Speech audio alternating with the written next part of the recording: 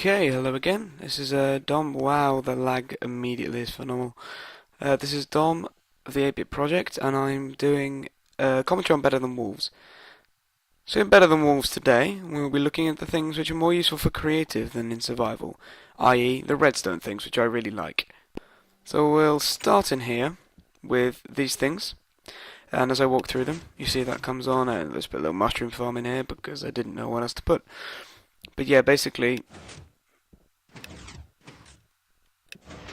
you see that? They sort of detect. I'll sort of show you the physics now.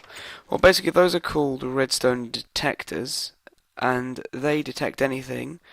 Where is it? Redstone detector. It does exist, I promise you. There it is. Detector block, that's it.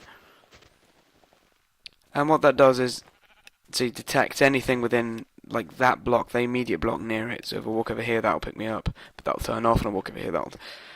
So that'll act as like an automatic door, but its range isn't very good, but it's still really useful. Like, I've just done a simple door with it, so you don't have to pull a lever or anything to go through the door, you just simply got to walk. It will work like a pressure pad, but there's another advantage is it also works upwards like that, and in the ceiling. So that's one cool thing they've added, which I really like. A lot of practical uses in creative machinery. The next thing they added, I think, is down here, yeah. Yeah, okay, so that's just a detector block.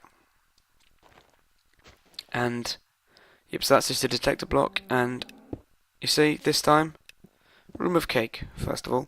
This time, because of those things right there, which are called block dispensers, the wall doesn't, like, doesn't, like, place like a piston drag it. Literally gets broken and gets placed.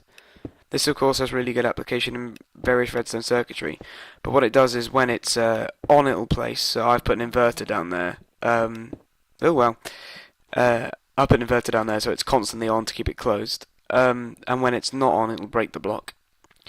Oh, by the way, just at any point, if you want me to run through some redstone stuff with you, just comment and I'll make a little video showing some basic redstone gadgetry. Those wolves are really angry with me still because I killed their kin earlier.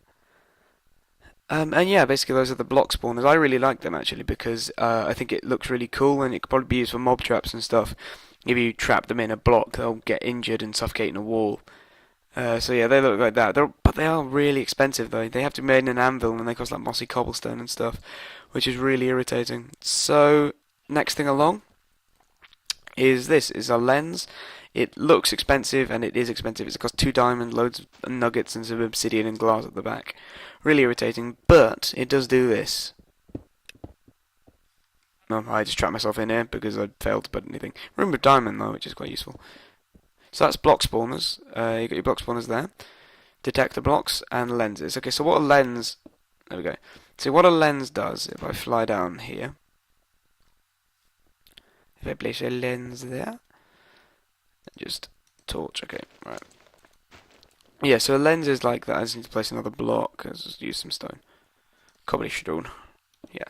So there's a block there, adjacent, yes, well, opposite even, the lens. And if I put a light source behind that lens, see it sort of projects this block of light. So that can actually be detected by the detector block. See, that's constantly on now, that's touching it. And that light ray lasts for 128 blocks, so I could put it over here and move, and it would still detect it. So what that effectively does is extends the range of detector blocks, which of course makes them more useful and makes them less like pressure pads. And how it's working is those detectors are detecting the light coming from either of those lenses, and I'm obstructing the light obviously, so that breaks those inverters on the block, just block spawner, lead you into the room. So I really like the new redstone stuff. Going to make it daytime. Sorry, I had to turn my render distance down to stop the substantial lag, so I'm a lot less of it now. And yeah, sorry, but a moment of silence. But yeah, that's the lens. I really like that. It's great applications. It's pretty much just hands-off inverter. So what we have now is this thing I'm holding in my hand. I'm just going to turn my sound up for this because it's quite a sound necessary task. We'll just turn that up to like 70, whatever. Ah, the clicking's so loud. And I walk into here. Yeah, this is called a body block, basically. And I expected it to be like a companion cube out of Portal, but I found out that those little things in there are just companion cubes. But if I walk in here, I have a redstone detector and just go. See, it plays little music notes. And what I've done to that is essentially an incredibly over-engineered doorbell. So with this body block, what it does is it has, obviously it's got a cube, has 6 sides. Yes, cube has 6 sides.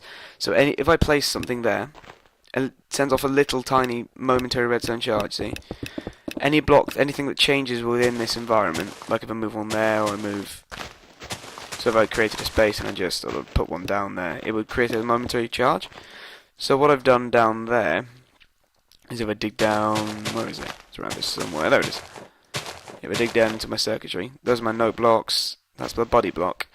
And adjacent to the body block is a lens, and basically that's a light block that I showed you earlier, basically a redstone lamp.